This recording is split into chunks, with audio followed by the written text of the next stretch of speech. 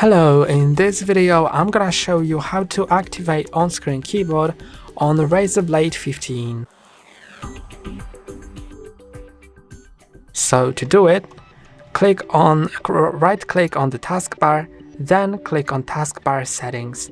Then you should see touch keyboard and you can set it to never always or when no keyboard attached. When I set it to always, then I'll always see this keyboard button right here, which I can click on to open the keyboard. Now I can move it, I can click on it to type in things. I can also click here to change the keyboard layout to default, small, or traditional.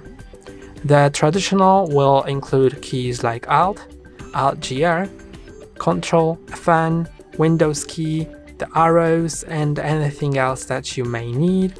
It will resemble the traditional keyboard. You can see that when I click on Alt-GR, then it will show me diacritics and more. So that's how it works. You can also click here to switch to handwriting if you have a graphical tablet plugged in. You can also go to click here and click on size and theme, and it will get you to settings, and here you can customize this keyboard to, for example, give it a theme. So when I click here, then it sets this theme and it will look like that. You can also set the shift, the caps lock, anything that you may possibly need.